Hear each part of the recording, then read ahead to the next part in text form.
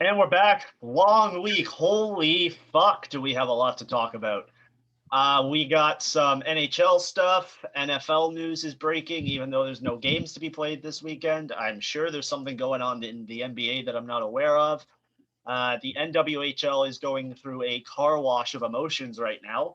But let's start at the beginning. Leafs. Wow.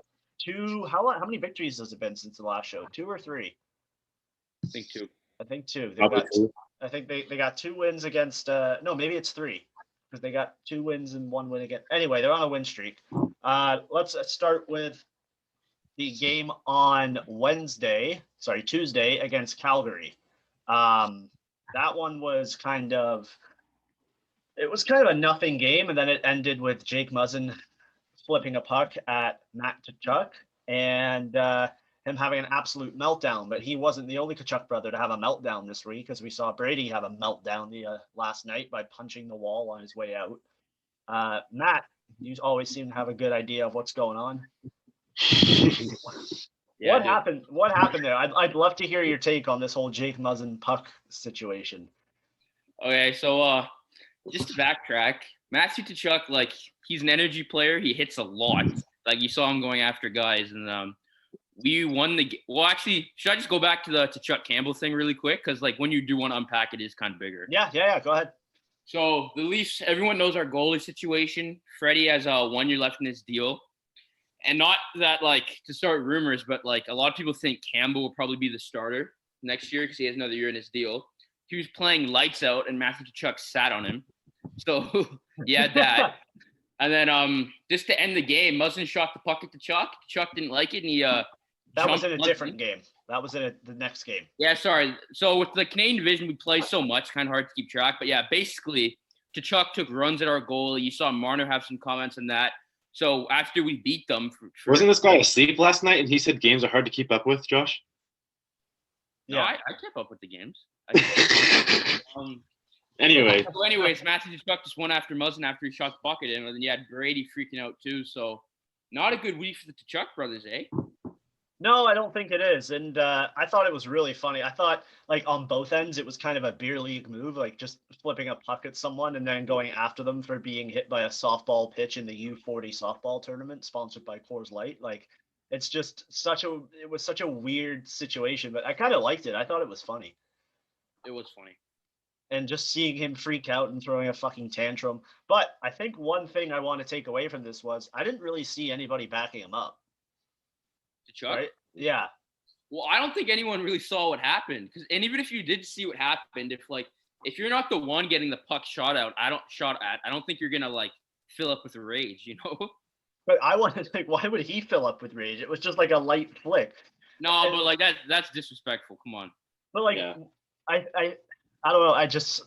It was funny, and I think that's Jake Muzzin just kind of going, haha, we took 2 wins from you. And you know what? The Leafs are flying right now, man. They're tearing through Alberta. And they kind of, I wouldn't say they picked apart the Oilers last night, but that first period they were so dominant, and I just wish they could carry that through the periods. I can tell you 2 individuals who teared apart both teams last night. They both have orange stripes around their wrists. All right, let's hear it. You got to tell me more. What do you think about the penalties last night? How much did it affect the score? Oh, buddy. Okay, are we getting to this now then? All right, let's get into go.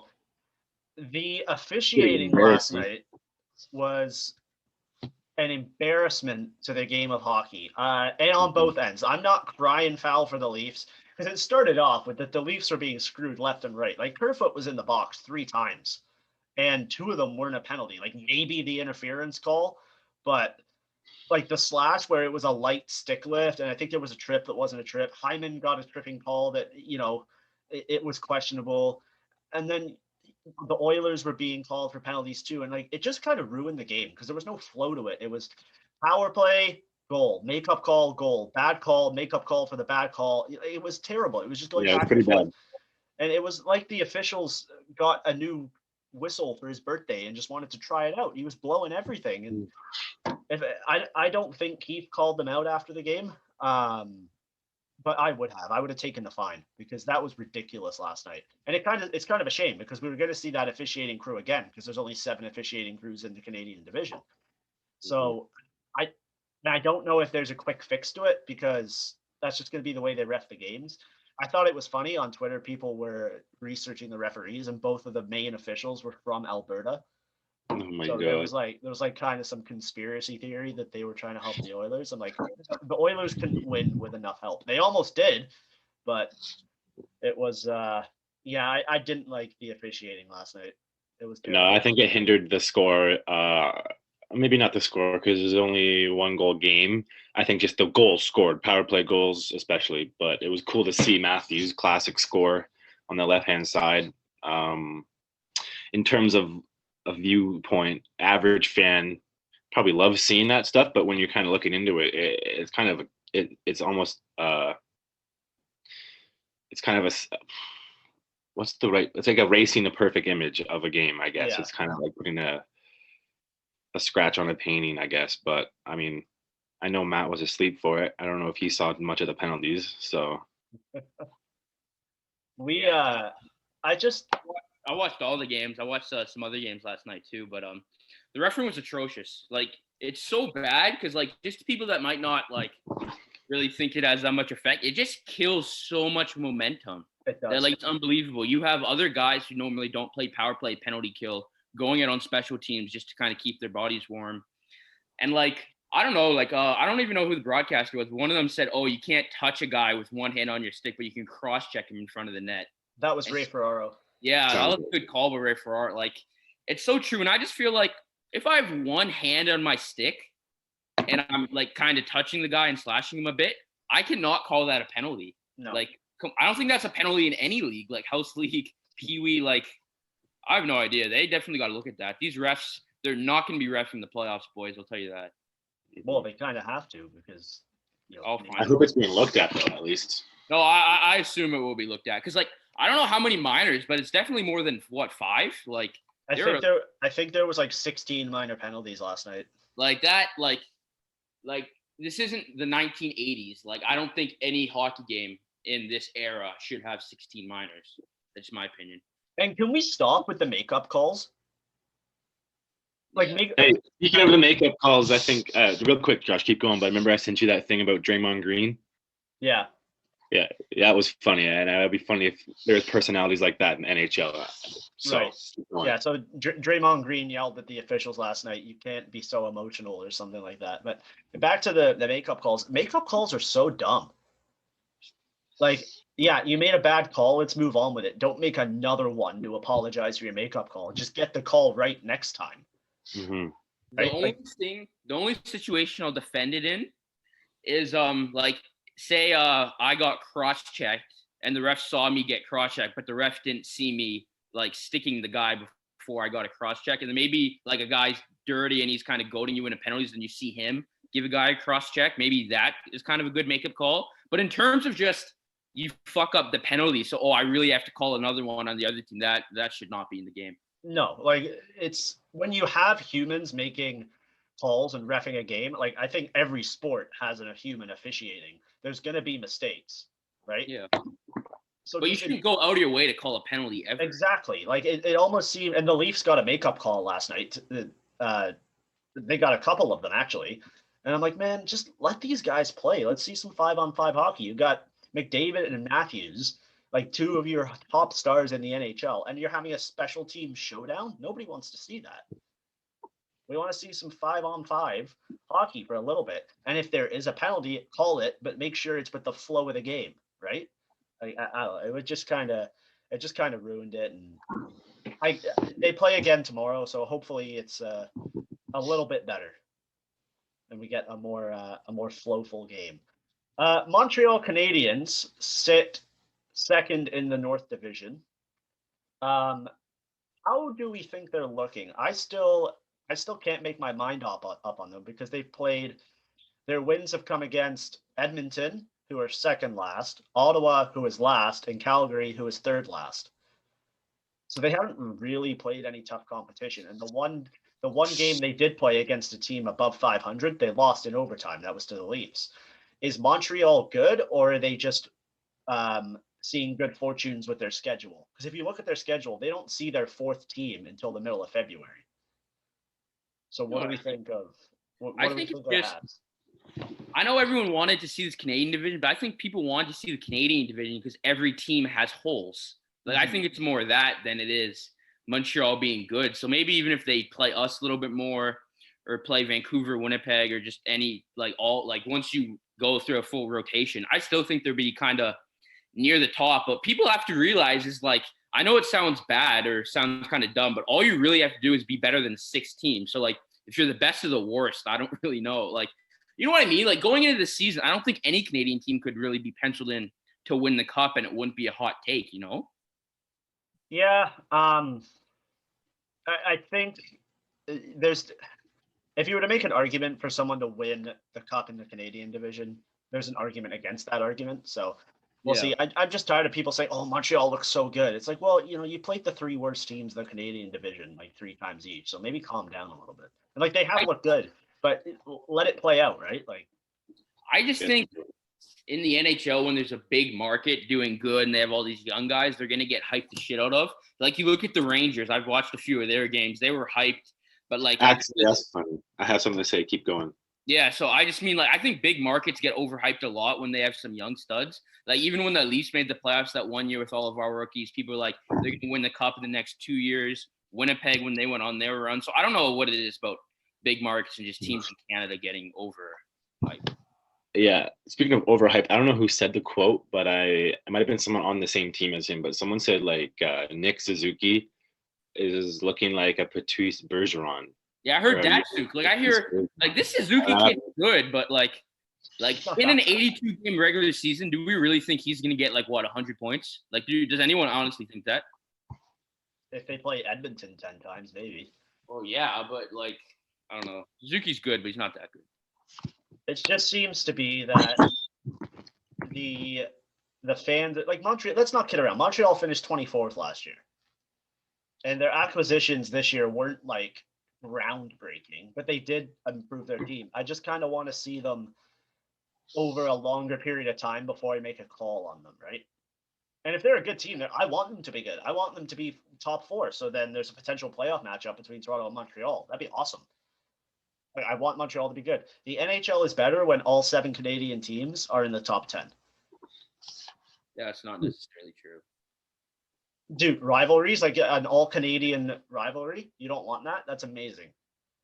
Yeah, I don't know. I think the all-Canadian rivalry gets overplayed. Like, I remember when Ottawa played Montreal in the playoffs like 6-7 years ago. People were hyping that up. It was not really a good series. So, like, I agree, like, Toronto, Montreal, there are some Canadian teams, but, like, I don't really give a fuck if Ottawa or Winnipeg are good or bad. I'm this is kind of off topic, but I'm kind of scared because if you think about the potential playoff matchups, you look at like, and I guess it's kind of been changed with the game against Calgary, but before that game, you kind of look at the potential series and you're like, man, these could all be so good. Like you can get an Edmonton-Toronto matchup in the first round, Edmonton-Vancouver could be good, Montreal-Ottawa, Montreal-Toronto. And I was just kind of worried that we would get get a Toronto-Calgary matchup because there hasn't really been any animosity there. But now there kind of is, and I guess that'll continue to build up over the season. But I think we're in, like, we're still climbing up the hill for when this division's going to blow up and just be amazing because there's some good teams and there's some bad hockey, if that makes any sense. You know what it is, Josh? There's good players, but there's no good teams. I think that's what it is. Like you see McDavid, Draisaitl, Pettersson, the Tkachuk brothers, Matthews, Martin. You can name players all the time, but in terms of an actual good, solid team, 4 lines that go, 2 good goalies, and 6 good defensemen, like, other than Toronto, Montreal, I think every team has a lot of holes. Yeah. Let's jump divisions. Alexis Lafrenière finally scored. He got the overtime winner against, I believe, the Sabres for his first NHL goal. He's the first rookie since Cody Ceci to score his first NHL goal in overtime. I just thought that was a really funny stat. I haven't seen much of Lafrenière, to be honest. When I watch some of the other divisions, I feel like I'm watching a different league. It's not really on my radar because it doesn't affect us, right? So, but I don't know how much you've seen of Laf, Matt. What can we take away from his slow start to the season? Should we be worried, or is it just a young kid figuring out the league? I wouldn't be worried. Like, I kind of saw, like, I like the Rangers. I watch a lot of their games. You kind of saw it with Kako last year. I don't know if it's the big stage or they just kind of get nervous, but like they have so much skill, but for some unknown reason, they don't want to hold on to the puck. Like you see Marner and McDavid last night. These guys have the puck on their stick for like literally the whole shift. But as soon as Lafrenière gets, he's a little timid. And also, a lot of people have been pointing at David Quinn, the coach of the Rangers, for his inconsistency. Like, Shesterkin's obviously the better goalie, but like people always talk about Georgiev, the Anthony DeAngelo situation, which we don't need to get into that. So, like, I just think the Rangers is more of an organizational thing. They have Jack Johnson in the lineup on a consistent basis.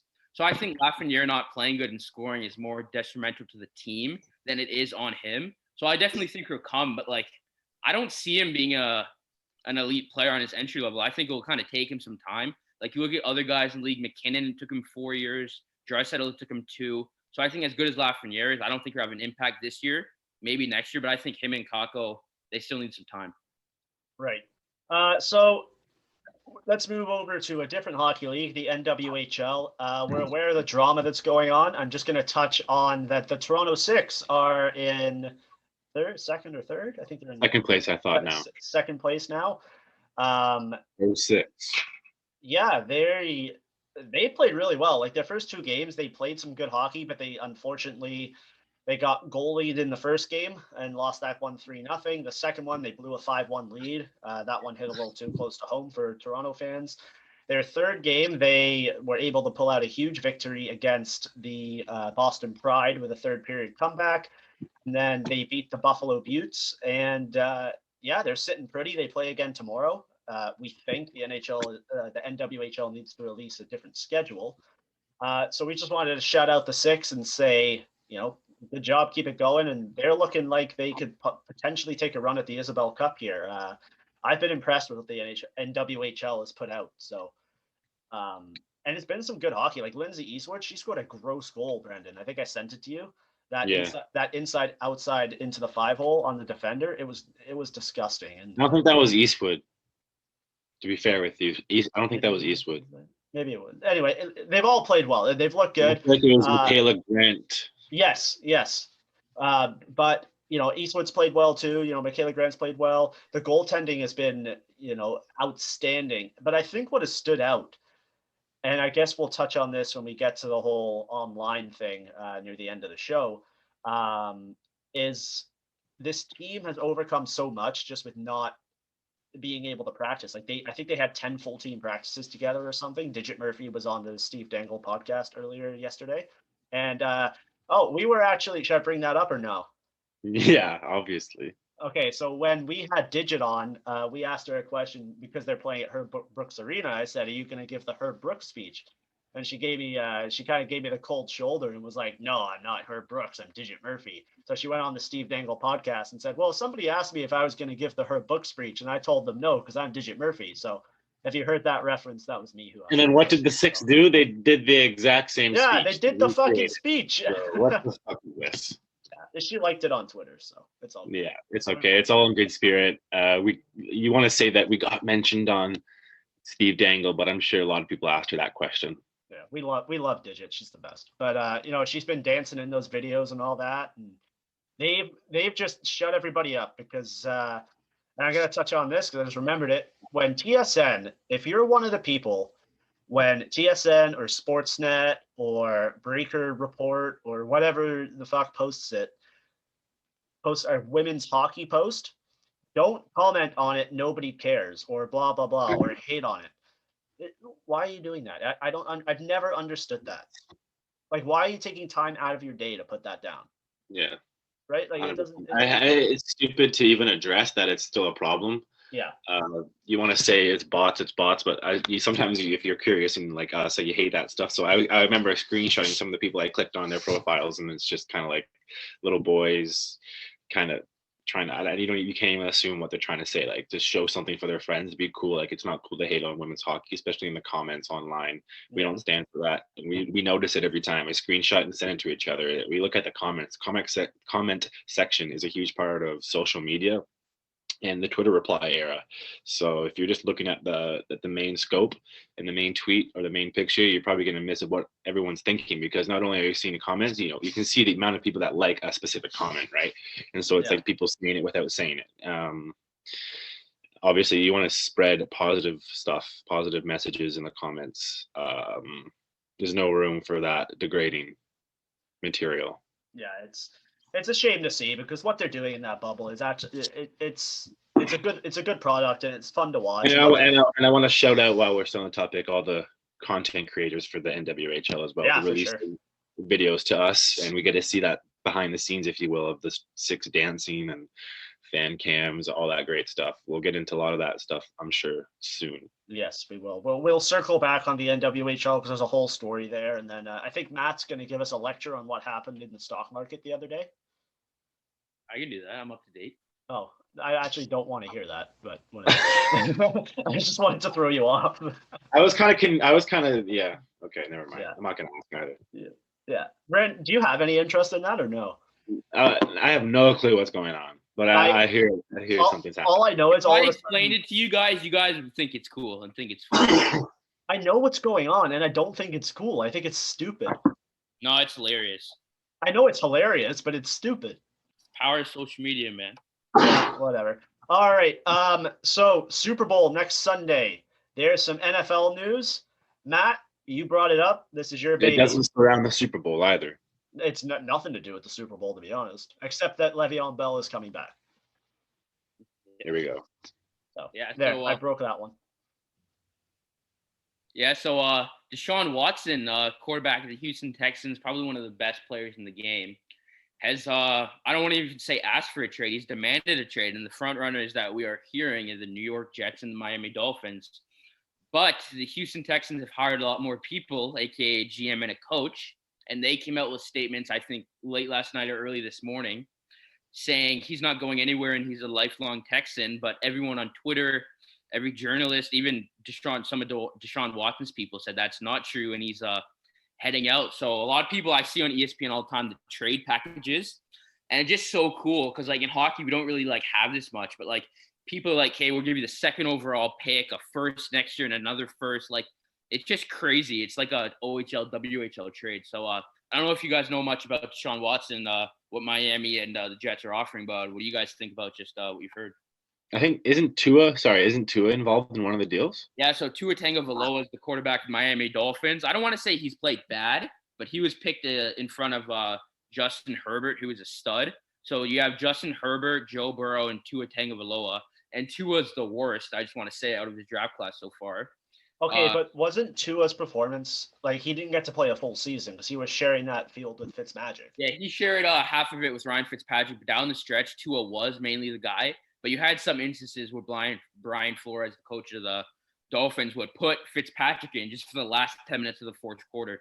And everyone say, if you don't trust your quarterback for that time, when do you trust them? Right. And we all know everyone wants to go to Miami. It's Miami. So a lot of people think that Tua and a few picks, because Miami has a third pick, will go the other way for Deshaun Watson. So I would say the Jets and Dolphins are leading the charge on this is Deshaun Watson trade front.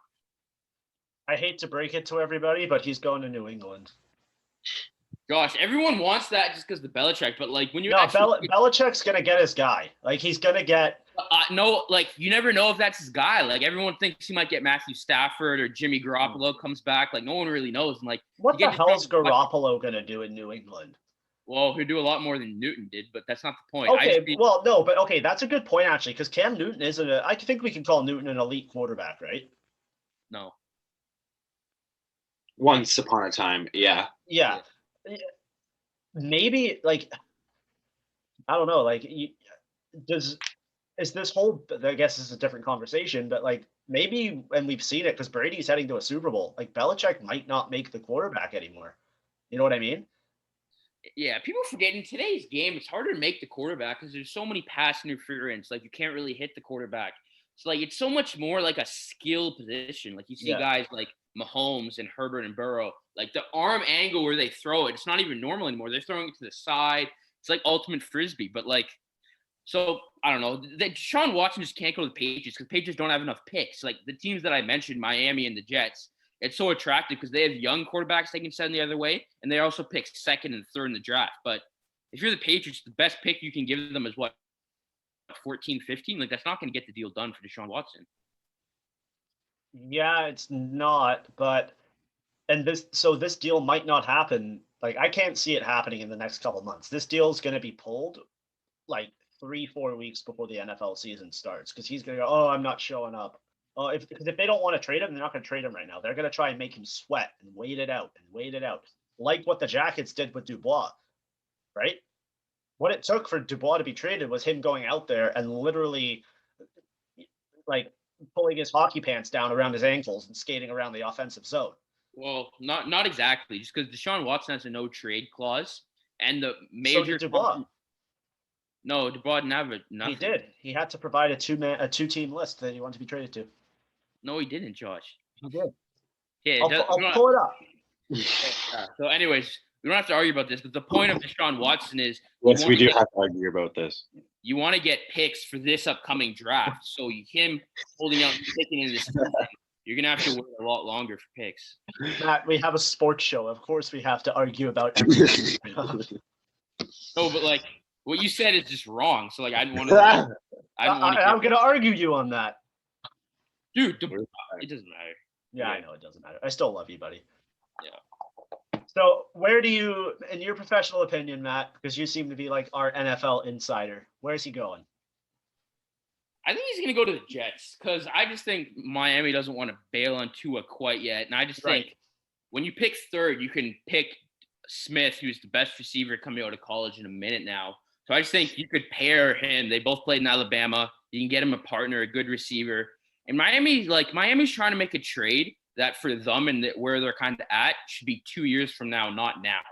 But when you look at the Jets, they have no hope.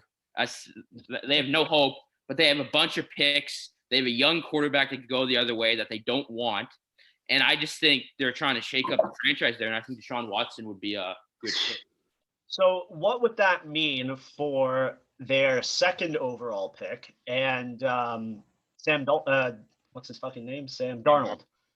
Yeah, so Sam Darnold, since coming out of USC, hasn't really put his hands in his career. He hasn't really run with any opportunities.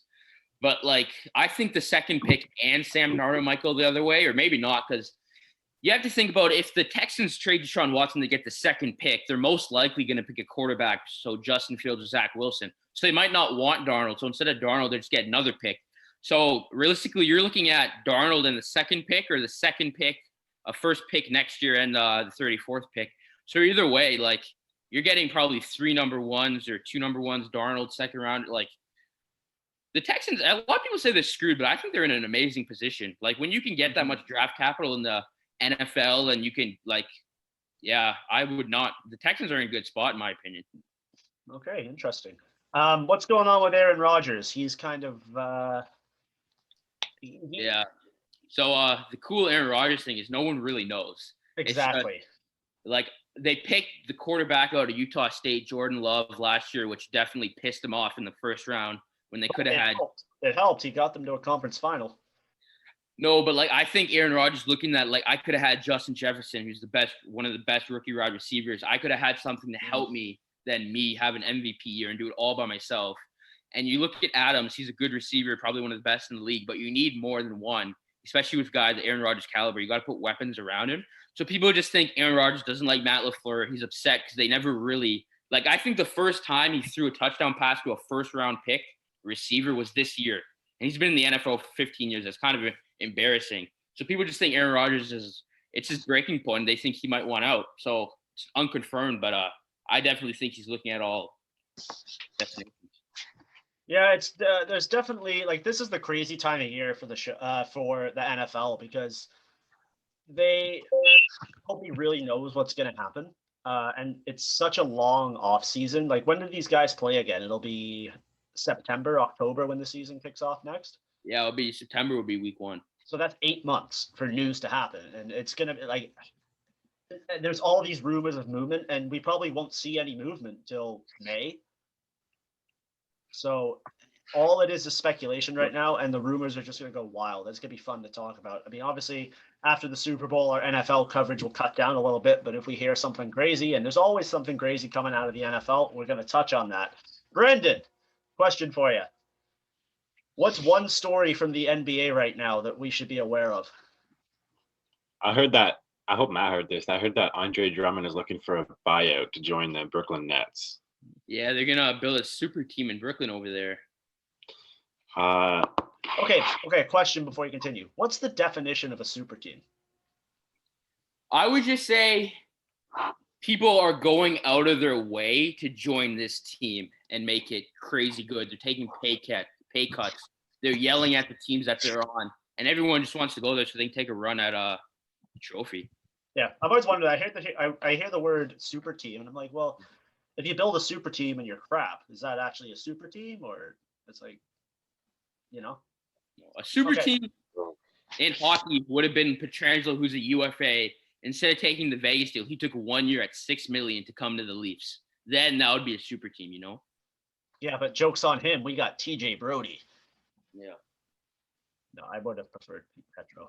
Hey, Brandon, go ahead. What's going on? Yeah. So, yesterday, NBA All-Star vote opened, I guess. Voting opened for, I'm not sure if it was the league officials or the public, but unfortunately, I follow the Toronto Raptors, and they want to promote Pascal Siakam, and that why we should vote for him for the MVP for the All-Star game this year. He's only currently averaging 18 points, 8 rebounds, and 4-6 shooting, 44% from the field, and 25% from three. I kind of want to ask you guys, maybe Matt more specifically, who the Raptors should really promote for the All-Star game. I think it should be Fred VanVleet. I think I saw some retweet for Pascal Siakam yesterday, and I looked in the comments, and it was like, no, we don't want this guy there on behalf of all Raptors fans. And I'm just like, yeah, I can like that, to be honest with you. Yeah, just keep it 100. I don't think the Raptors should have anyone in the All-Star game, but no. I think it probably will be Siakam just because he was there last year. And like a lot of people complain that like to make your All-Star team, it's not really what you do this year. It's just kind of how your career is going. And I think when you look at the Raptors, Siakam has the highest ceiling. And I think Lowry's been there and done that. He's a little inconsistent now. So I think it probably will be Siakam. But like, I don't know, man. The NBA All-Star, like the way they select and the players vote in, and you saw LeBron Giannis do the draft, it's a gong show. Yeah, and then to continue on to your point on Kyle Lowry, he just surpassed the second or third all-time on the Toronto Raptors all-time scoring list with 10,000 points with a three-pointer last game on his first shot of the game, which was nice and impressive. I'm not sure what position that put him in, but I think it put him in third. Yeah, it will put him down as one of the greatest rappers of all time for sure. It helps to cement his legacy. I think that's a whole nother question I could ask you guys is who do you think the greatest Raptor player of all time is? Because I was listening to Kendrick Perkins today. He was on All the Smoke, which I do love their podcast. He was talking about how he thinks that Kawhi Leonard is the best player ever to put on a Toronto Raptors jersey, but he thinks like Vince Carter and Kyle Lowry are like the best rappers of all time.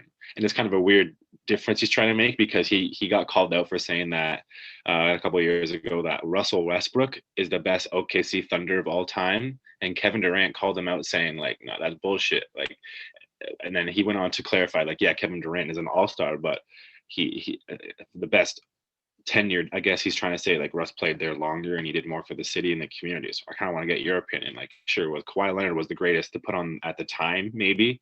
Like, do you have an opinion on who the greatest rapper of all time is? I'll jump in on this if you don't mind, Matt. Yeah, sure. Go ahead. So I like the way he made the separation, like the greatest player to ever throw on a Raptors jersey. Yeah, that's the perfect way to describe Kawhi Leonard, because to say someone is the greatest on a team of all time, they have to show loyalty to that team, and I think they got to be there for more than like 5 years, maybe. Yeah, I agree. But so what Kawhi Leonard did for the Raptors in the 1 year he was here, I don't think anybody else would be able to do that. But in terms of giving back to the team and the city, I think you're looking at Kyle Lowry. I don't think you can go with Vince Carter just because he left, right? Like Kawhi left as well. I want to get Matt's opinions, but that's a great take. Like in terms of to put on a Raptors jersey, I think you do have to go with Kawhi Leonard, and the championship does help him, right? Yeah, 100%. I agree with the fact that maybe he was the most impactful player on the floor to put on the jersey at one time, if that makes sense. Yep. But in terms of legacy, yeah, sure. I agree because Kyle Lowry's been here now. Like, sure, he started off in Memphis and Houston, but he ended up in Toronto, and that's where he's just decided to sign and stay longer. But Vince got drafted, and he chose to stay for a bit and still leave. And it looks like Josh thinks Molson's waking up. So, Matt, what do you have to say? No, I was making sure he's still breathing. Yeah, just to keep it 100, I think I love Lowry, and I agree with what Josh said. But people have to understand is almost every contract you can arguably overpaid him so he could stay. Which, I mean, you don't really have to look at it like that, but you could always kind of switch it there. But I would say Lowry, but like we did kind of overpay him a little bit. And like every time that our team's gone good or done something in terms on the basketball, Kyle Lowry's never been the best player.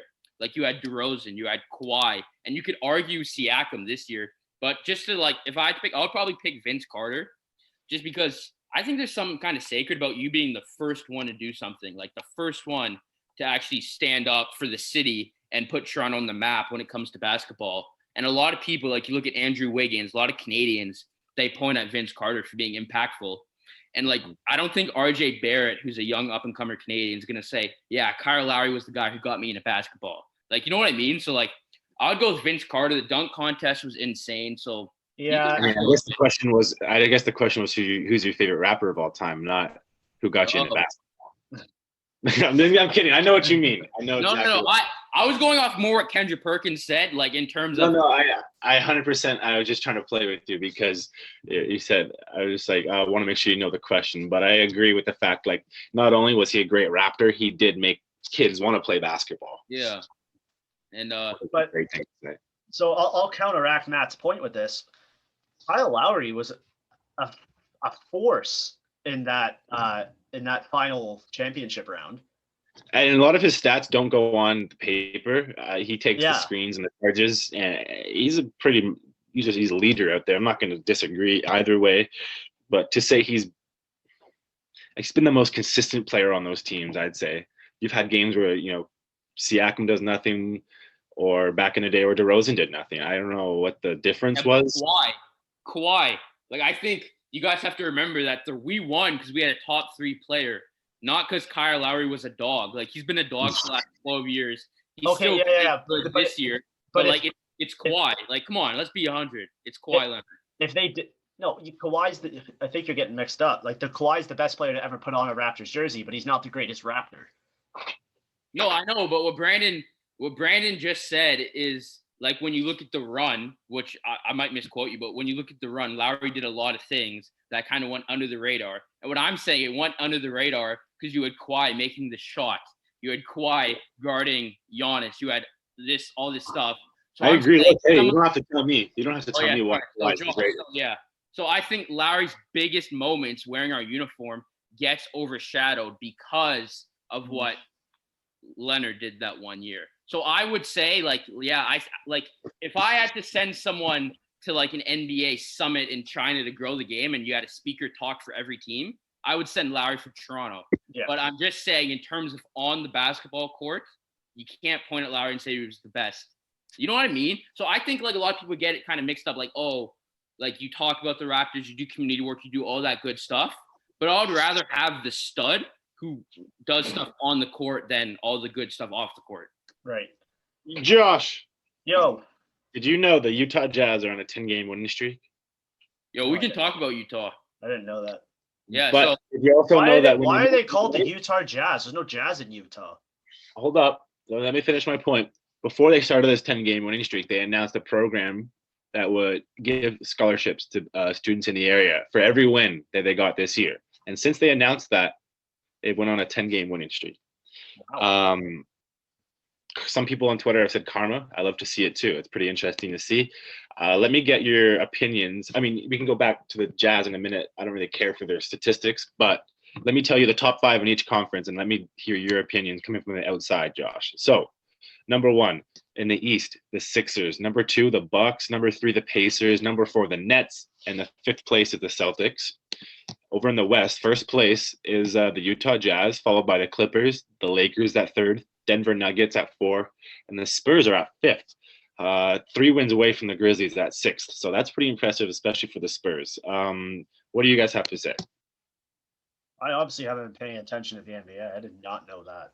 Yeah, and in the NBA, obviously, before you go on, Josh, the Raptors are in 11th place at 7-11, tied with the Hornets and the Bulls. Interesting. Yeah, so I want to talk about Utah because they're at the top. And this topic, Josh, you could have to say you don't have to know basketball at all. But Shaq got roasted by LeBron and Kevin Durant because you know how like after the game they do interviews one-on-one with the players. Yeah. Shaq literally looked at Donovan Mitchell, who I would say is the best player on Utah, which Brandon just said is the best team, and said, "I don't think you're good enough." Like he literally said that to his face. And then everyone, LeBron, Kevin Durant said, "Oh, there's helpful criticisms," and then they're just being an asshole. So I want to say, do you think Shaq is jealous of just what's happening with today's players? They make so much money. Or do you think he's in the right, just having good takes?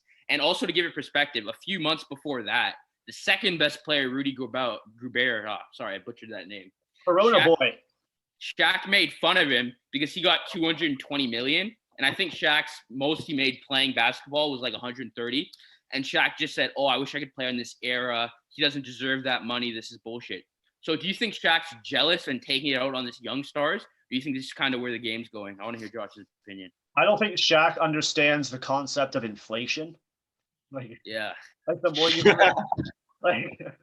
the more you grow the game, the more money you're gonna make, the more you can pay the players. Like, does Shaq not understand that? I have no clue. Like, so you think he was in the wrong for staring at him and saying you're not good? I don't think you should ever stare at somebody and say you don't deserve to be making that money, because they've obviously done something to make that money. So yeah, like it just seems like let's not get it twisted. Shaq didn't stare at Rudy Gobert and say that to him. He just said that to him over social media. Shaq stared at that's him. much better. Donovan Mitchell. That's even worse. He said to Mitchell's face that you're not an elite player. That's what he said. Wait, I gotta see this. So he literally, in an interview, said to him face to face, "You're not an elite player." Then there was an awkward silence, He's like, and then I think Spider's like, "Bet." It was super awkward. Dude, it was so awkward, Josh, because it was at the end of the game. I'm gonna try to find it. I might be getting this wrong, but I think Donovan Mitchell had like 40 points. Like Brandon said, they're at the top of the West, and you have Shaq, a Hall of Famer, looking at probably one of the best players in the NBA and saying, "Yo, you're not about that." Like, it was hilarious. Josh, I'll find it for you. Yeah, I love to see that. To get my opinion, I like Josh's opinion that Shaq's just not understanding inflation. I was watching that interview today, and Kendrick Perkins was going on about this, and they were talking about Shaq and why he's taking shots at Gobert, at least. And I think a lot of it was to do with the Shaq just thinks that he could absolutely dominate Gobert if they were. Yeah, but he would. But that's not the point. Like, right? I'm telling you that. I'm telling you what people think Shaq is trying to say. Like, this is Kendrick Perkins. He has a decent connection with people in the NBA. Not that it's valid. He has a pretty whack top 5 All-Star list. I have to say. I didn't want to mention it, but Shaq taking the shots at Kevin Durant. Oh, okay. Kevin Durant and LeBron James, the shots they took at Shaq. I was on Kevin Durant's and LeBron's side. I think that the shots that he took at Donovan Mitchell were kind of like offside, especially face to face. I know that. What would you think if you're dropping numbers and being an all-star and in first place? And sure, it's not the playoffs. What if I was Shaq asking you these questions? You're Donovan Mitchell, like face to face. It's like not face to face. This is pretty much how they were interviewing. You know what I mean? It was over FaceTime. What do you think? And it was so awkward because the way Shaq was saying it, he tried to turn it into motivation. It's like, yeah, you've accomplished this, that, but I don't think you're still good. And it's just like, I don't think that really motivates people. Like, you just had one of the best performances ever. You got a max contract in the summer. Your team's in first place. And, like, you have a legend staring you down saying, oh, yeah, you're not where you need to be. It's like, bro, like, what are you talking about, man? Like, I don't know. I just think Shaq – yeah. He's just kind of losing perspective. Yeah, Josh is going to have an opinion on it in a second. He's watching the video. Okay. Yeah. I just think it's hilarious. Like, Shaq just needs to calm down. Like, he's very fiery and it's so entertaining. But, like, in terms of being disrespectful to the players, he needs to kind of relax. Okay, it's just like, cool. That was so uncalled for by Shaq. Yeah, I know. That's what people are trying to say. That's why I love the NBA, though, because you would never get that in, like, another top 4 league. Like, can you imagine after, like, in between interviews, Ray Ferraro does an interview with John Tavares. He just goes, you know what, John? I don't think you're a top player. What do you have to say about that? Like, could you imagine? What if it was coming from a guy like Kevin Bieksa? Like, Shaq's an all-star, he'll be in the Hall of Fame, but Kevin Bieksa judging your opinion. I'm like, here's Kevin Bieksa telling Mitch Marner that he's not effective enough, and Mitch Marner's like, hey, what are you talking about, guy? Yeah, literally, it's the same thing. Oh my god, that's hilarious. Yeah, it's crazy. I love the NBA just for that entertainment stuff. Like, it's wild. Speaking of entertaining, we're kind of going here and we're entertaining the crowd. This was entertaining news to the NWHL, man. You want to give people... buddy. Where are we starting with this? People like to say that Barstool would bring more eyes and a bigger platform to the NWHL. First. Can I just sum up the whole thing in a Yes, no, I want you to, please. I was going to ask someone to summarize it. So for the people who don't necessarily understand, we can't blame you. There's a lot of leagues to watch. We're very avid on watching the NWHL, and the Isabel Cup started this weekend and we're watching the Six, and the Six are our team. But a couple things have happened. The Metropolitan Riveteers, I'll say both because I don't want Didit to yell at me and I don't know the answer right now. Brandon, pro tip, just say the Ribs. The Ribs. And anyone will get mad at me. But that's all where we are at now. This Barstool news broke a week ago, so someone break it down. Okay, I got this. All right. Okay, so I'll help you out. Okay, yeah. Josh, I'll go first, and you just kind of plug in. There's so many details, and I'm sure I'm missing some too. So yeah, dude, just bear with me. Okay, I got. Wait, disclaimers. Any disclaimers for Pink Whitney? Anything about the brand we're trying to get out of the way before we get on Barstool? Okay. Before we start, I don't listen to any of Barstool's stuff. You know what's the spin chicklets? I can't enjoy chicklets. I think it's. I listened to it for a little bit and I don't want to drag them because no, dude, be honest. We're gonna go 20 minutes and we're just gonna dive into this. You know what? It's not a good show. I can't stand it. You know what? It's very centered around a certain type of player. Yeah. Like a certain type of beauty guy, lad hockey player. It's not very inclusive. Does that make sense? Yeah. I want to see, especially my line of work. I want to grow the game. We'll get to you in a second, Matt. I want to grow the game. And they don't seem to be able to grow the game, and anything else Barstool puts out, it's not good. It's directly aimed towards Uncle Benjamin, who's 95 Coors Lights deep in the bar down. That's why they're called Barstool. It's aimed at the homeless dude. Well, not the homeless dude. The guy making 15 better watch your mouth an before hour. they come at you, bro. They better fucking come at me. Okay. I just need to let me talk for 2 minutes, okay? I'll paint it. Go ahead. Molson's in the room Guy's still asleep. Okay, so Here we go. Barstool Sports is listed as a comedy sports network. We need to remember that because a lot of people forget it's a comedy sports network. Okay. Oh, why are they taking political stands? Why would they want to take political stands if they know it's a comedy because they're a fucking joke? You guys need to mute yourselves for 2 minutes. I just have to say it. I know. I'm done. No, Josh, actually, okay, ready? So Barstool Sports is legally they're a comedy sports website, and the reason they say that is so they can't get sued when they say something that's just wrong, factually. So they can actually call people pedophiles, idiots, morons. They say crazy sexist things and they don't have to be accountable because how they brand themselves.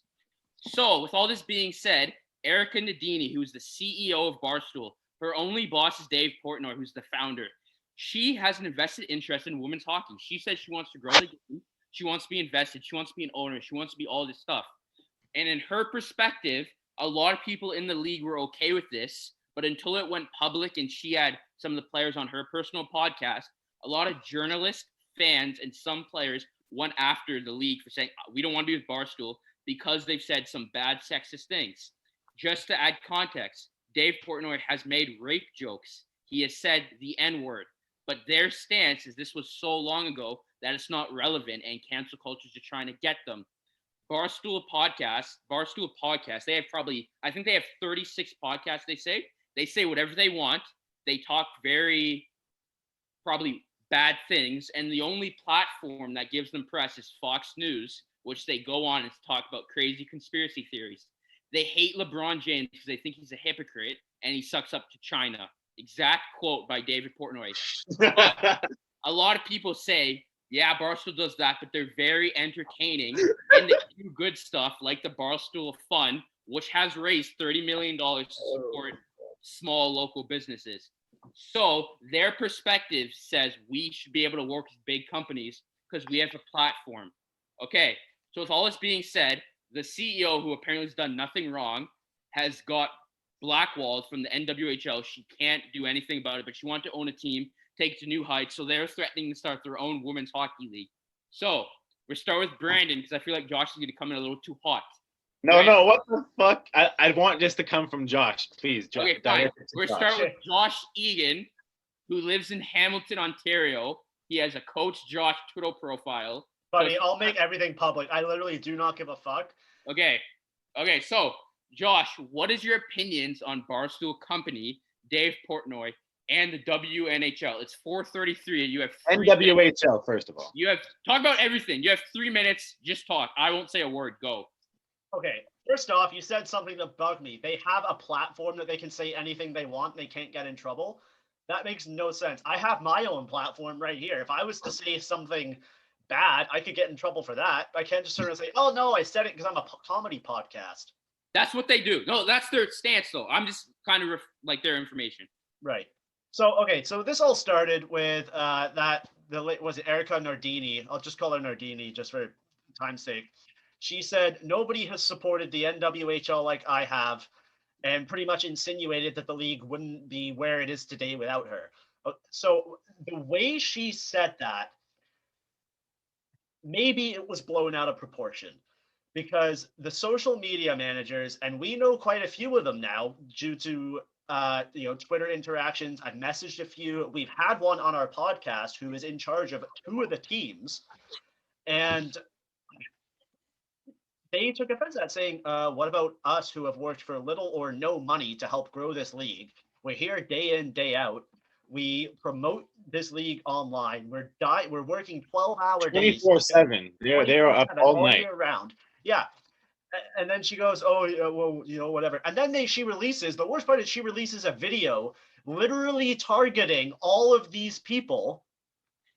And then says, "Oh, it's because they came at me first." No, they didn't. What that calling? I don't even know if there was the targeting out that in the video that it was, but what happened due to the people's names being brought up in her video is that people from the NWHL say that the Barstool Army attacked those names. You know what I mean?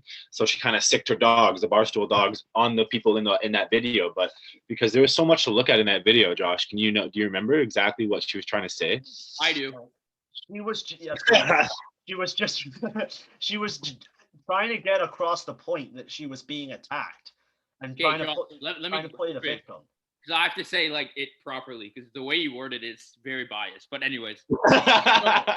I'm not taking the side of the racist company. No, but I understand that.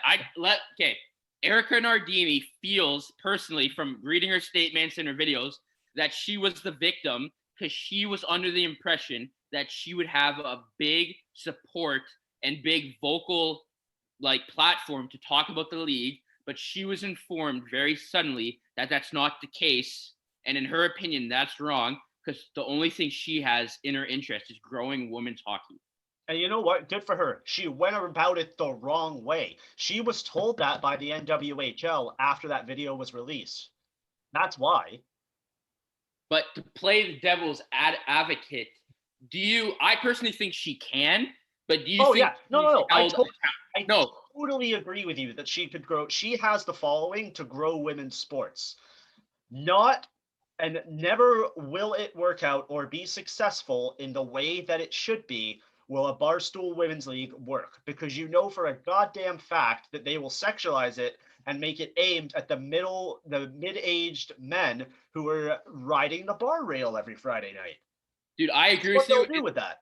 Barstool also has to understand is they've made a platform where they don't have accountability. So say you put Erica as the commissioner, say you gave her the keys, but Dave Portnoy, who's her boss, says something or causes a controversy, she's held liable no matter what.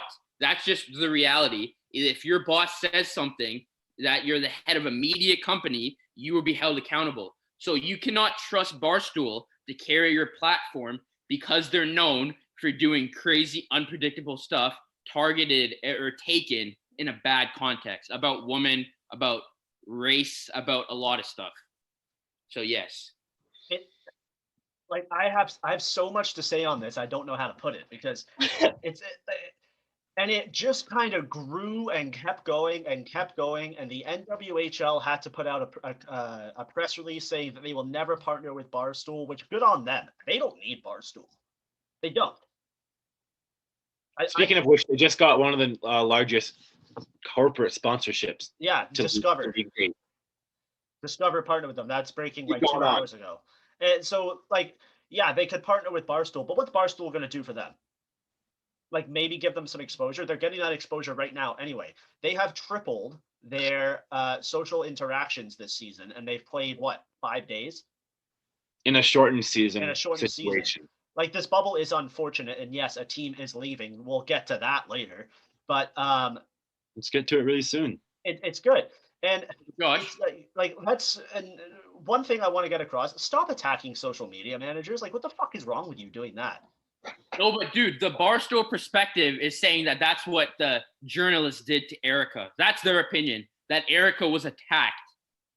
That was that. So they think she's the victim because the NWHL said privately, you can be a part of this league. And they pulled back. Okay. But that's their perspective. That's their. No. There is no proof the NWHL said that she could partner with them. She was under the impression that she would be a part of growing women's hockey. Fantastic. There's a lot of impressions. Fantastic. So do I. We had Digit Murphy on the interview, and she said we were great and can help women's hockey. I think I'm going to own an NWHL team one day. It's the exact same fucking thing Barstool's saying. Right? It's okay. Wait, that brings up a funny point because there's people on Twitter arguing that they have insiders and they know people inside the league, and it's just like, okay, I've talked to a couple people in the league. Does that make me an insider? I don't understand what the information is being dragged across. I know Josh had a big take on something like that. He sent me it. Say that again, Brandon. Something went through my head. No, I talked fast, but social media. Oh, Josh, what did I just say? Something about social media insiders. Oh, right. People think that they've talked to them once, they've interviewed a player one time, and they think that they're an insider type thing. You know what I mean? Other than being an actual insider and being inside the rings and the ropes, talking to the players every day. And then you're like, okay, I've talked to, you sent me this. You're like, I'm an insider. I've interviewed a couple players. Like, but you're not. It was sarcastic. What do you have to say? There is a couple NWHL insiders on Twitter that I know do have links inside the bubble or are inside the bubble themselves. And I still have access to their account. That sounds weird, but I'm able to follow them on Twitter. Maybe I should say that. But and it's a shame because it's limiting the exposure they have because it's had to be reported by third-party news outlets now because they've had to private their accounts due to the attacks. And I'm still able to follow them, and they do a really good job. But yeah, you're not an insider just because you spoke to a player once. So moving on. Oh wait, Matt, do you have something to say? Yeah, I think we have to wrap this up in a bow a little better. So Josh, you kind of went in on Spit and Chicklets, which I didn't really know your. I didn't attack Spit and Chicklets. I just said I didn't like the show. I don't think they've actually said anything on the NWHL. Paul Bissonnette did release a statement saying she is on Erica's side and she supports. Okay, Erica. well he works for the company, right? Yeah. Yeah. Remember when Austin Matthews liked that post? Yeah. Austin Matthews liked post. Max Domi, Ty Domi. So there are a lot of people apparently in hockey, like Austin Matthews is one of them, that are on Barstool's side. So my question to you, is this a problem with hockey culture? Yes.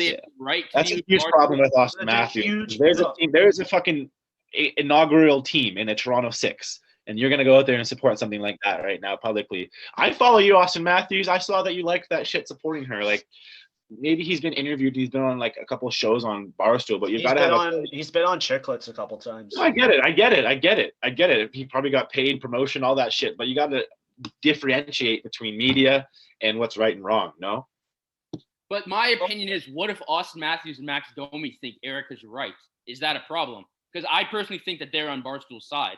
So that's what we're trying to say. I think before you said that, Josh and I both agreed that there is a problem with hockey culture. So can you elaborate and explain a little bit more? Because I think that's kind of important to talk about. Josh, go on. There's a huge problem with hockey culture right now because you have to fit. There's a model that's this shape, and if you don't fit in that model, then you're not accepted into what it is. And Okay, yeah, I'll admit it. I used to be in that model. Like I'd be like, oh no, you got to block the shot. You got to take the hit. This person doesn't deserve to enjoy the game. That person doesn't enjoy the game. And then like I opened my mind. I'm like, wait, hang on. Why are we doing this? Like, and then I was exposed to the NWHL, the CWHL, who unfortunately closed. The PWHA's got a great thing going over there. That's another issue, is the NWHL versus PWHA battle going on the side.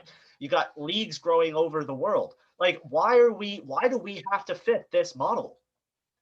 Right? Like, it doesn't make sense. And you do not see these arguments in any other sport. You don't. You don't see it in soccer. Everyone just kicks the fucking ball around. You don't see it in basketball. You don't see it in football. Baseball's really inclusive. It seems to be a hockey problem and a hockey culture. And that is because it's an old boys club. Like, the people who are able to speak on this, they're older white men who just say, no, this is the way we did things. That is the way we do things. So honestly, I think this problem, it'll go away over time, but I think we need to accelerate getting it out of the way, right? Like But just to push back on what you just said, Austin Matthews is young, flashy, has a lot of money, wears clothes. No, let me keep talking. What if his platform of being young and not fitting in that box is also a platform that supports Barstool? I think Matthews is the same type of player that Barstool advertises. Yeah, like Matthews. No, but I'm also saying people say Austin Matthews is different because he has his hair. Also, guys, I think we're overlooking the seriousness of a Twitter like, because I know, but I've liked stuff before, right? Like I've liked stuff before. Where Josh, it's important because it's not just a Twitter like. You liked a video and a statement. Yeah, no, I understand that. It's not like you like a joke that's a few words. Like, if you like this, I'm assuming you read it all and you listened and you agree with it. You know what I'm trying to say? Seriously, yeah. I agree. That's the standpoint that I had when I sent it to Josh. Remember? Yeah. But Max Domi didn't like it. He put it on his story, and I think he had the clapping hand emojis or something. So that's literally endorsement, if there's ever been endorsement. Those are the two type of players though. Like tattoos, pictures, interviews with Barstool. It's the type of player that Barstool advocates, I guess. They look like Paul. They look like Paul this and that, really. Yeah, and you know what? It's such a shame this is what it's come to, because hockey is so divided right now. And one side doesn't want to listen to the other side. Isn't that the world though, Josh? Like, I think that's everything. Yes, it is, but it is, but sport, this sounds weird, but sports isn't real world. If the NHL, if all sports were to shut down today, the world would still turn. Like, shit would still happen. The stocks would still go up and down. Water would still run. Like, sports isn't real world. It's a privilege to be able to watch and talk about it. And people are getting so divided on an issue that could just be put to bed if people were decent and listened to each other. So, but Josh, is your solution canceling Barstool? No, I think if Barstool and the NWHL sat down and figured it out, they could come to a solution. But the way Barstool is talking about stuff right now, and their strategy about like attacking, like it's an attacking strategy. But that's their platform. Like, I think I heard a Dave Portnoy. Their platform's trash. Like, it's. I heard a Dave Portnoy quote, and I'm not like a fan of Barstool. I just kind of know this because like they do interview players. So I'm on your side, Josh, obviously, but I just want to play devil's advocate just to make the conversation flow. One of his quotes was, "The reason I'm untouchable is because I will burn with the ship." That he has said those words. Right. So, in my opinion, if people cancel bars, let me put it this way: if you're an NHL owner, are you going to let your players be on a Barstool platform? Sorry, Brandon just sent a message to me. Matt's favorite game is Devil's Advocate. It's important. No, it is. I like it. I love it. Don't call me out. No, and I think that's the mentality of Dave, right? Like, and I was looking at his Twitter this morning because I was doing some research on this. So I wanted to see if he had said anything further. And he was like talking about stocks, and then he was talking about the ML. Like, he's all over the place. And I think the worst part is he did that emergency press conference. I don't know if I know Brandon watched it. I don't know if you watched it, Matt. Watched it, yeah. He was like, I don't even support men's hockey, let alone women's hockey. Then you don't get a fucking say in this. I guess he was just trying to support his coworker. I think Yeah. maybe that was the angle that it was coming across as. I don't know. But sorry, the worst part was he closed with, "What are they? They need to grow a pair and come and talk to us."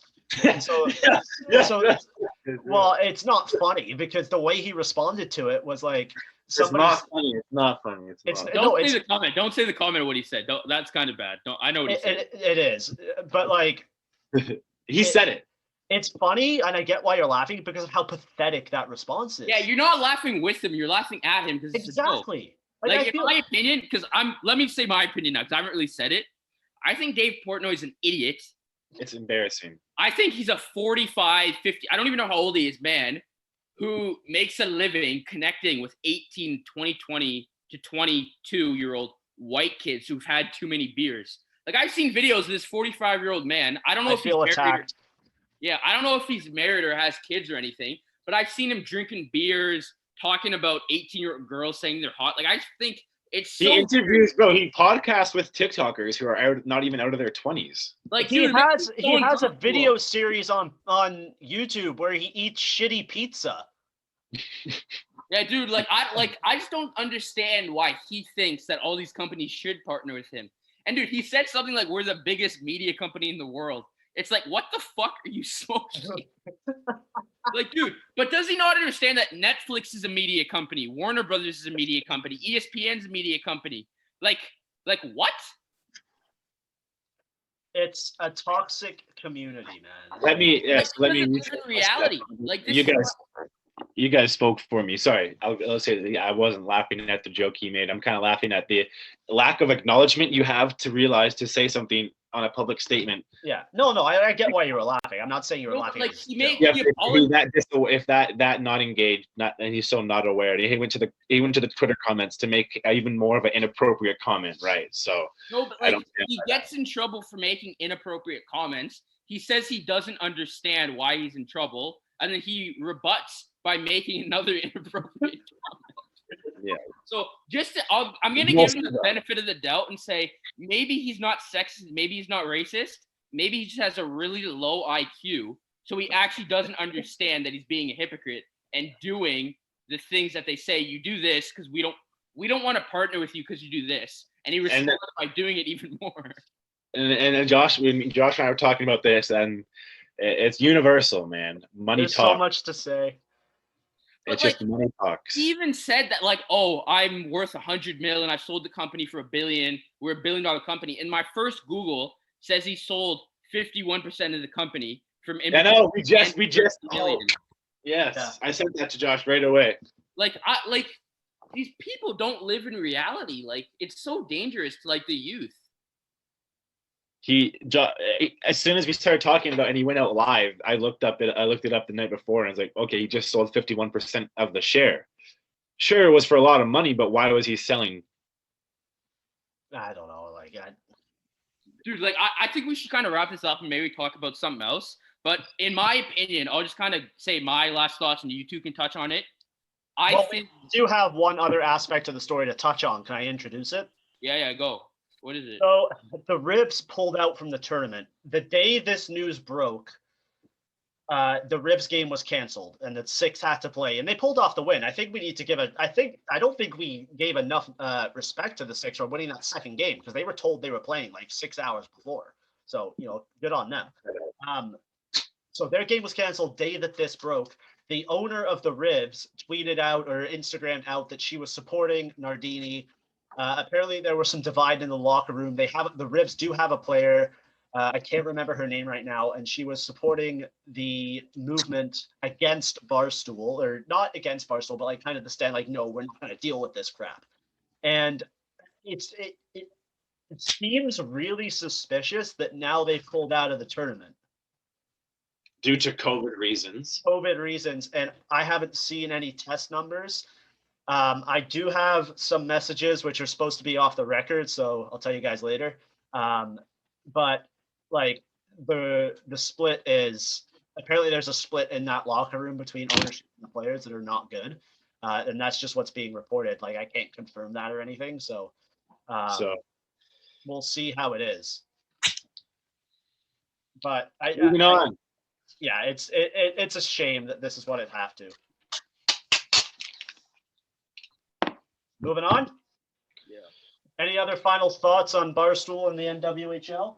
Please stop so biting my foot. Just to kind of conclude, I think Barstool is a company who doesn't understand that to partner with other companies, you have to benefit them and you're reliable in what you say. And you can't just say anything you want when you want to partner with big companies. So I think they, as a company, kind of need to look in the mirror.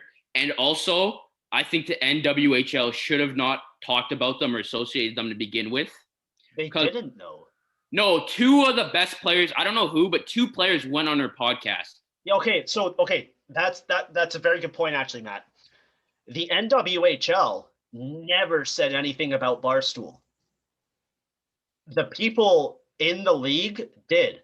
That doesn't associate the NWHL with Barstool, right? But that's not what Barstool thinks. Like exactly, right? Like I work at the Burlington Pond. Anything I say on here isn't related to what I do at work. No, but it's different if you go on someone's podcast and all you do is talk about work. It's not though. No, but I like your job is a hockey player, but you're under the NWHL. That doesn't mean the NWHL represents what you are saying. You know what I mean?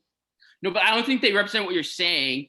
But the way I didn't really hear the interview, but what I kind of got off of Twitter was that, like, dude, I don't even know. Like, I just think this is so stupid and Barstool's dumb. Like, I don't know. This is so. That is the perfect way to wrap that up. No, but also one last thing. I don't understand with all this happening. Why is your first response to tweet and do all this crazy stuff just because a few journalists said that you're bad? Like, okay, Matt. So closing thoughts. Okay, so just kind of conclude and wrap up. Like, I don't want to say Barstool's a joke, but I think they're so in touch. Like, they just have no idea what's happening in reality. Like Brandon said, their platform is 22-year-old TikTokers who post Instagram shirtless workouts every day. And like, I just think their platform is so off base. And if you're a major organization, you can't partner with them. And good job for raising all that money for small businesses. Yes. I don't want to attack Barstool too much, but I personally am not. I don't think I'm even their target audience. Like, I don't think they look at me and what I like to do for fun and say, we need that guy to buy merch. So good luck to Barstool. Good luck to NWHL. I hope all those in this get some help because I think a lot of people need to get help. And that's kind of it. Do you mean like mental help or? No, I just think people are using social media as therapists when these talk. Sorry, Molson was eating a sock. Yeah, I just think a lot of these people have Twitter accounts. Yeah, it's a shame that this is what it's come to. Let's end on a positive note. This Sunday, 7 p.m., the WWE Royal Rumble. Brandon and I will be live for it. We could be joined by some special guests. One of our school friends, Mitch Solsky, who did the UFC preview with us. We will be live for. Are we doing the whole pay-per-view bout, or are we just doing the men's Rumble? You tell me. It's up to you. I don't care. Details will be released later. So, what are you thinking? Who's going to win? You have no insiders. I just have guesses. I do not have insiders in the WWE. You have the insider website. It's a rumor mill. My guy, Matt, I got to ask you something. Have you ever watched any WWE whatsoever? Probably not. I'm going to sit this one out. Can you name a WWE superstar? Dude, I probably could, but I don't want to because I think they're going to be so off base. Like, I swear The Rock did it, Brock Lesnar, Ronda Rousey. Like, I just see all these big celebrities getting in a cage doing weird stuff, and I assume it's the WWE. Yeah, you pretty much nailed it. Okay. So Matt's pick to win the Royal Rumble is The Rock. Is he in it? No. Oh. So clip that one. Brandon, if you were to pick, I'm going to give you two names. Who's your picks? Do you want me to read you the betting odds? Yeah, top 5. So, Matt, tell me a funny story while I pull up the betting odds. Okay, so just to kind of go back, a funny story that I kind of saw on Twitter, just because the whole Barstool stuff. A So we're looping back on that now. A Barstool fan tweeted the journalist who said something bad about Portnoy, and he was like, "Oh, fuck you, you're a moron. Don't talk about my company ever again." And I go on this guy's profile, and it just says Barstool fan. He doesn't even work for the company. Yeah, so that's a funny story. Just where Josh pulls up the thing. So I just want to say to all of our fans, we love you. This was fun. And Josh, you pull up the thing yet or no? Yeah, I got it. So, Brandon, I'll give you the top 5 favorites, and then I'll point out some names that I think could be in there too. So Daniel Bryan is 2-1, and yes, for those wondering, you can bet on the WWE. Though Daniel Bryan is 2-1, Edge is 3-1, Keith Lee is 6-1, Brock Lesnar is 7-1, and Big E rounds out our top 5 at 9-1. Some noticeable names are Bray Wyatt are at 12-1, Seth Rollins 15-1, Goldberg 14-1, Matt's pick The Rock is 17-1, and John Cena is 21-1. What about, is Randy Orton in it? Randy Orton is in it. His odds are really low because he's not in the top 20. Okay, he's my pick. Okay. 24-1. Go Randy. All right. So personally, I think Edge is going to win it. Edge is my guy. When he came back last year, I think I actually spilt, no joke, I spilt like 3 beers in the room. So it's crazy. Matt, if you don't understand that, I think Brandon has the perfect analogy for you. You sent it to me. So this guy gets triple fusion neck surgery and is told he can never wrestle again. That happened in 2010. He was a fan favorite. And he comes back last year in the Royal Rumble and almost wins the thing. And Brandon goes, yeah, that's the equivalent of LeBron being told he can never play again, and then comes back 4 years later unannounced and drops 60. So that's what someone said on Twitter. Yeah, it's crazy. All right, so my dog has to piss, so we will see you soon. What are we doing, boys? Monday? Yeah, let's go Monday. Brandon, I need you to agree to Monday. Let's do it. Okay, so me, Brandon, and Matt will be back with a podcast episode on Monday, but Brandon and I will be live on Sunday. We'll post the details later. If only one person tunes in, that's fine. I'm just going to sit there, watch the Royal Rumble, and have some beer. See you later, boys.